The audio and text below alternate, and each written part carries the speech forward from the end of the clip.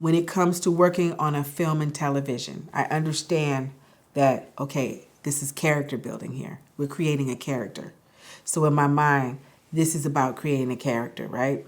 When I work with a music artist for a music video, it's about creating a brand and an image and a persona, right? So that's a whole nother way of styling hair. So I have to turn my mind off on that, turn it on a different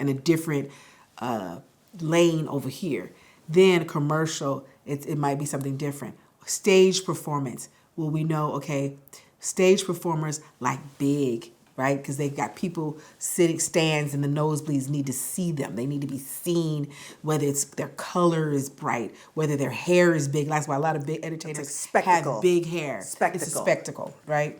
So you have all these different things. And so I remember so for example, if I'm doing a film, and this is one thing I will say that irritates me sometimes when I understand why they say it, but like some, directors or producers, their mind doesn't think that you know how to turn things on and off. So if they find out, oh, she works with Beyonce. Well, we don't want this big glamorous hair.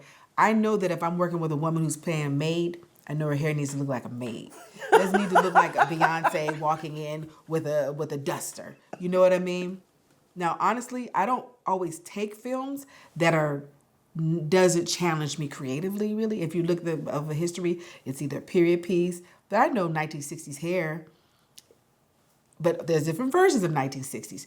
We did Dreamgirls. Those girls were entertainers. So that's a different kind of 60s from a woman who working in a library. Betty and Coretta. And that's actually duplicating. Now you also, one thing which I love to do as well, I love to do period, but I also love to do when we're actually recreating a person like a Coretta Scott. Mm-hmm. I like the challenge of trying to make them look the same, of what their original, and I like to research and study like period and history and things like that.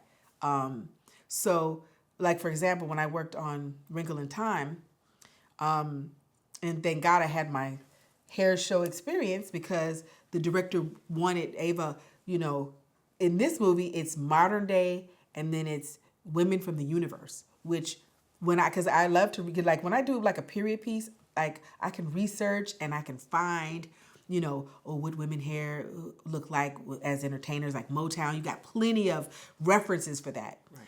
I didn't have a reference for a woman from the universe, like a fantasy character who didn't exist. Right. But, okay, so I had to get inspiration from somewhere. So, so this is where the creative part kicked in. Oh, I'm going to create some looks that what I could imagine what this looked like. And Oprah, Mindy Kaling, and Reese Witherspoon, they were these sort of like beings that were from the universe in this movie. It was a famous book, Wrinkle in Time. And, and I saw what they had done in previous movies, but the director, she wanted something a little more out there. She wanted that creativity. She wanted to see something. And because I didn't have a reference of that, that was an interesting way to kind of do it. But because I had that background hair shows and creating, most of that stuff was out of somewhere other world anyway. So I was very comfortable with that. So I would look for references from sci-fi, different things that I could imagine, to get inspiration to pull from for these women.